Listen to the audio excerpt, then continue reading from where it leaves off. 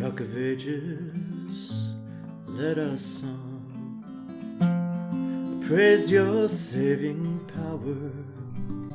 Shabbat Shalom. Welcome, Bruchim Abbaim. I'm Rabbi Paul, your virtual rabbi. You have found Beit Virtuali, and let's stir up a little Torah together. Today, perhaps even a little bit more than usual. Like many of my generation and my country of birth, the first time I heard the voice of God, it was speaking to Charlton Heston. Heston is Moses, early 30s, as the 1956 film The Ten Commandments was released. Brown-bearded, not exactly Middle Eastern in appearance, climbs wide-eyed up craggy hills to enter the rocky canyon of a Hollywood soundstage when the voice first appears. I am here. Put off thy shoes from off thy feet. Now, this isn't really surprising that 1950s Hollywood would use the King James Old English translation of Exodus 3:5. Of course, that is only a third of that verse, and the archaic English sounds so much better in the full text of the verse. Draw not nigh hither, put off thy shoes from off thy feet, for the place whereon thou standest is holy ground. Being a fan of modern translations like the JPS, I must admit my slight amusement at my fond memories of the early internet where text-based role players in Daiku and Abermuds, shout out, tried to sound authentically knightish by copious misuse of these and thous. But try saying, draw not nigh hither 5 times really fast. Good times. Yet, the voice itself is what's important. Spoken by actor Donald Hain. The studio added exactly what we probably would have added had we been responsible for sound editing in order to render for movie audiences the voice of God.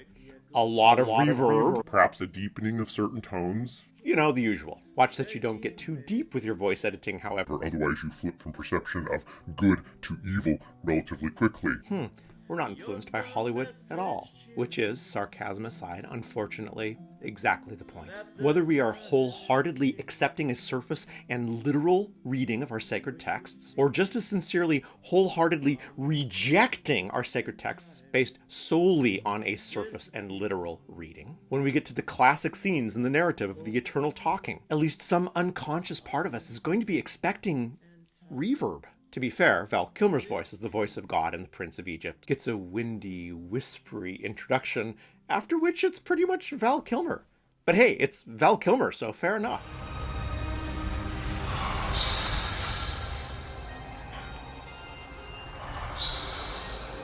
And for a really cool theological Easter egg in The Prince of Egypt, stay tuned to the very end of this video. Yet for a film that was touted in its media run to have consulted over 300 religious experts, even if one of them that had been consulted had expressed the importance of certain Jewish voices and ideas such as the one that I cite pretty much every 5 minutes, Maimonides' third principle that God has no human body nor anything that we can compare to a human attribute. To be fair, no movie based on stories like the Moses narrative is going to get very far by depicting in cinema a more theologically sound version of dialogue between a prophet and the eternal. Moses staring off into nothingness as he enters a trance that will help him connect to a greater understanding of the universe and himself and the needs of his community will not a blockbuster make. A few highly amused religious scholars may stay till the very end, but none of the movie's responsible parties are ever again going to get greenlighted, so reverb it is. What is amusing and perhaps even shocking is that the Tanakh is actually quite explicit regarding what is meant, what they mean by God spoke. Torah, by necessity, is written in a type of symbolic shorthand. And although we might assume the authors and editors of sacred texts to be less complex than we imagine ourselves to be, meaning that when they wrote God spoke, that they were unable to imagine anything other than the most literal possible rendering of those words, the reality of Jewish tradition is much more clever, subtle, surprising, and grounded human. The explicit yet nearly never discussed passage comes from the first book of Samuel as part of the narrative of King Saul. Saul, who may or may not have been a prophet himself, has been going steadily more mad, and rightfully so, as the deity, according to the surface reading of the text, that had placed him on the throne in the first place, had had a change of heart, and in the middle of Saul's kingship had decided instead to go with a ruddy poet-shepherd named David. At some point, Saul can no longer get straight answers from heavenly sources, and because of this, at last, the deity behind the curtain is revealed. Don't blink, you'll miss it. And Saul inquired of the Eternal, but the Eternal did not answer him either by dreams or by Urim, or by prophets. 3 possibilities are given regarding what God speaking means: dreams, Urim and Thummim, and through prophets. 2 are understandable from within the context of everyday existence, even today. And 1, that of being a prophet, is something that according to Jewish tradition is no longer available to us today. Urim and Thummim I've already given a much longer treatment in a different video, link down below. But dreams? God speaks to us in dreams? Perhaps given the events of Joseph's life, this shouldn't be that much of a shock. From the beginning of the Torah narrative, the Eternal has been pretty chatty. The Jacob narrative changes that up a little bit, explicitly placing more of the back-and-back communication in the context of really important dreams, like that of the ladder, the Sulam. But by the time we reach Joseph, we've completely run out of Vaidaber Adonai el Mishihu Lemor. God spoke to the current protagonist as follows. Yes, it will come back for Moses, but Moses is pretty much an exception to everything, and that also needs a longer discussion in a different medium. Joseph is one of the absolutely most important critical figures in the biblical narrative, especially for the northern kingdom of Israel. And yet, Joseph has no direct communication with the Eternal. Like his father, Jacob, Israel, before him, we get a lot of phrases like, and Joseph knew that God was with him. But we don't get a single Vaidaber Adonai el Yosef Lemor. The Eternal spoke to Joseph, saying. What we do get are dreams. Last week we already read about the oracular domination fantasies that Joseph had regarding his brothers. That played out in his dreams. This week in Parashat Miketz we get a wrongly imprisoned Joseph who passes his time by interpreting the dreams of others that have been imprisoned with him. Eventually word of this reaches Pharaoh, who himself has been having some pretty interesting and disturbing dreams, and he calls for the Hebrew youth, who gets a bath, a haircut, a new wardrobe, and after interpreting Pharaoh's dream as meaning that there are going to be 7 years of plenty followed by 7 years of famine, Joseph ends up with a position of untold power. There's something profound going on behind the editorial scenes. This something profound, however, is extremely difficult to see because of the extreme difference between the writing of a holy book and the reception of that holy book over the course of generations. Both literary and spiritual complexity flatten out over time the further we move away from the process of creation of these texts. To put it bluntly, we either or simultaneously remove the human hand from the act of creativity, God wrote it so don't touch it, and or we think we are so much more clever than those human hands. If we write a story about a talking snake in a garden, we would prefer that those reading understand that we are bringing to bear the entire armory of symbol, metaphor, and creative use of archetypal language. But when people thousands of years ago wrote about a talking snake, it is either suddenly holy and not to be questioned, or proof of what we already know to be true. That religion is backwards and the texts are idiotic. Look, they wrote about a talking snake. What are the chances that every one of us that thinks this way are way more brilliant than those that composed and edited these texts that have been around for thousands of years? How long will our so clever and creative tweets last that mock the texts in the talking snake? Those composers and editors of Jewish texts did, however, have the exact same conundrum as Hollywood. Dialogue in a biblical movie needs to speak within the language of movies, meaning dialogue is, for the most part, spoken language. Therefore, even if a Jewish authority steeped in Maimonides' third principle has final approval over every page of script and every scene shot, there are simply not a whole lot of options in a visual and oral media to express God spoke saying without the use of reverb or Val Kilmer. Those responsible for writing the Torah lived in a world where, just like us, someone hearing a tangible and literal voice from heaven was not normal. At the same time, they had in their hands texts and stories that provided the theological, mythological, and philosophical bedrock of what had evolved into the Judaism that they at that time knew and understood. And those very stories spoke in the same sorts of shorthand that most such stories from most religious traditions do, with understandable human words. In the real world of ancient Judaism, when the priests wished to know the will of the Eternal,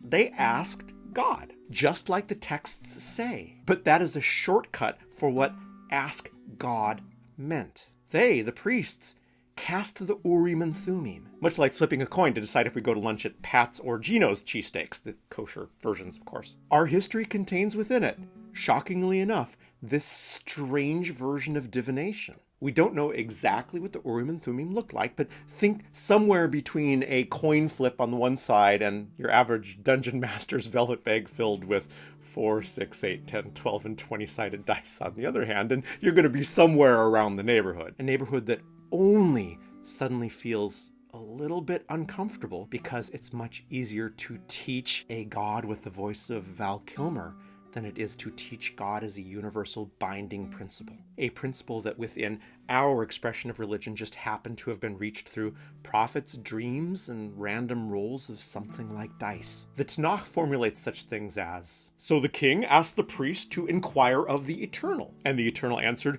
'You shall surely attack from the west.'" What happened in the potential historical moments behind such a passage would have been something closer to, "So the king asked the priest to inquire of the Eternal." So far, so good. The priest then returned to his quarters to begin preparation of the sacred ceremony known only to the sons of Aaron. After cleansing himself and donning his ephod and his choshen, his priestly tunic and the breastplate, he removed the small markers from inside the compartment in the choshen and spoke a blessing of intentionality, followed by, "If it be east, Urim. If it be west, Thummim." Upon seeing the answer of the Eternal from the Urim and Thummim, he returned to the king and pronounced, "Surely the Eternal has spoken to us. We shall attack from the west." It's not even that we try to hide this. Quite the opposite. It's all over the Tanakh. We just don't really read the Tanakh. So those writers and editors of Torah, under what I will even call deep divine inspiration, let the stories of our ancestors flow by. On the one hand, by allowing these most sacred moments of evolutionary understanding in our formative tradition to be literally expressed by the words, "and the Eternal spoke." Stories involving Abraham, Isaac, and Jacob get this, the Eternal spoke, because of the choices in the far past that led to our peoplehood, our tribal identity that somehow, beyond all probability, has kept us alive through the years up to this point, seemed perhaps in its ineffability to be beyond mere mundane descriptions. The editors at some point might have said something like, "We don't believe that the Eternal speaks like a human, but we don't have Val Kilmer, so this is the best we can do to make a point." That storytelling device returns for the Moses narrative, as adopting a whole bunch of rules and regulations as a daily practice requires a greater sense of clear communication. Once again, the editors might have spoke something like, "Even though we assume Moses spoke with the Eternal, just like all other prophets, in dreams, or in that deep trance that they somehow enter into and then just have the right answer afterwards, Moses' story needs some extra oomph. After all, we are asking folks to give up their BLTs. But we still must bridge the gap, so Joseph, such a critical and important figure to the narrative of the Jews who lived at the times of the temples, gets to show us how deeply the Eternal manifests in our dreams. The authors of Torah even get the extra bonus of simultaneous wins. This is one of the first theological democratizations. Everyone dreams.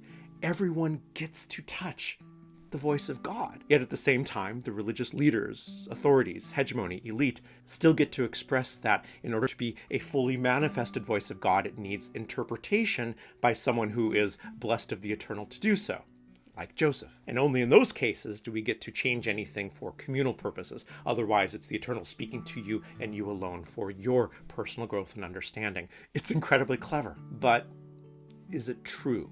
Indeed, I think there are two truths that we can find in this that lead us to our weekly iterative questions. The first truth is that dreams do communicate, and that listening to and engaging with our dreams does open us up to information that we do not have access to in our daily waking life. Now, before anyone levels the accusation that I've stepped into the world of crazy irrationality, let me ask you this. What are the chances that we are going to find answers to our nagging worries or our deepest longings while at work or scrolling through our social media? I will allow that we might experience revelation in these areas when cooking, gardening, cleaning, taking a walk through the woods. But honestly, how many of us engage in any of these activities today without a podcast blaring the entire time telling us exactly what we should think, without a moment of peace for us to listen to our own voice, or a voice that's connected to something higher than us? In the thought processes of Carl Gustav Jung, all dreams are a pre-conscious attempt at communication. Put differently,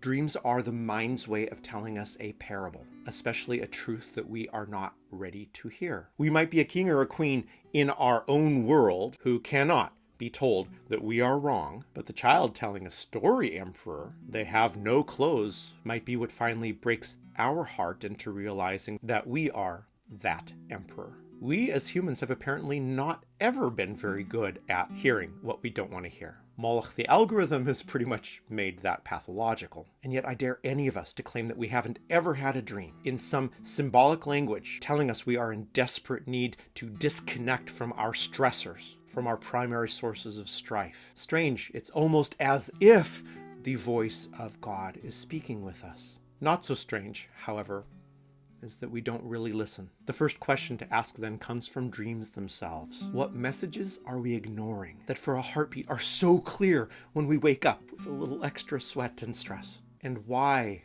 are we ignoring them? The tools are classic.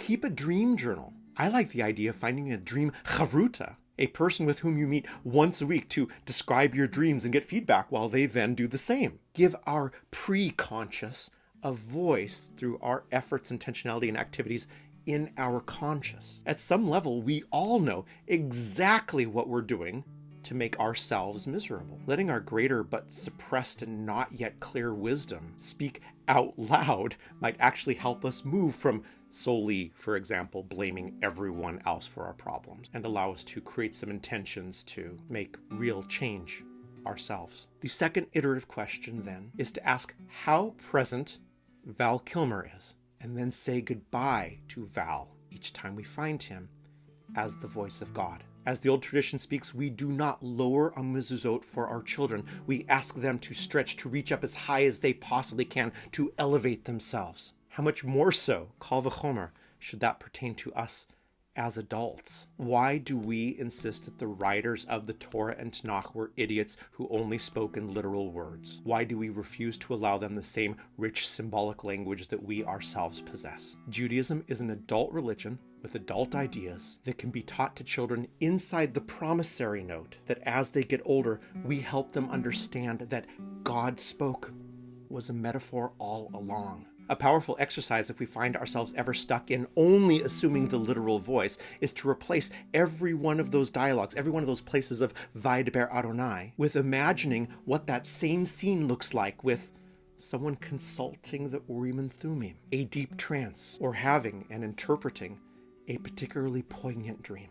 The great timing every year of reading Parashat Miketz and the Joseph story is that it's read during Chanukah, one of the three great holidays of overcoming in Jewish tradition. Hearing the voice of God ultimately is the exact opposite of hearing a voice. It is overcoming the need of thinking we need to hear a voice, and then beginning the search, a much more subtle one, for wisdom and meaning. Shabbat Shalom, everyone. Chag Chanukah semeyach. We'll see you next time.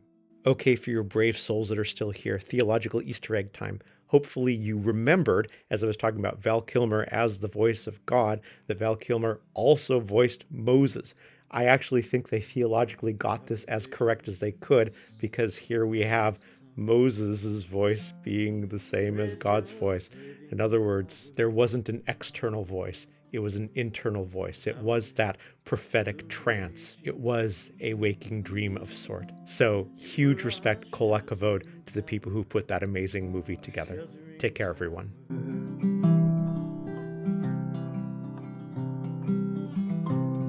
Rock of Ages, may I sing, praise your saving power.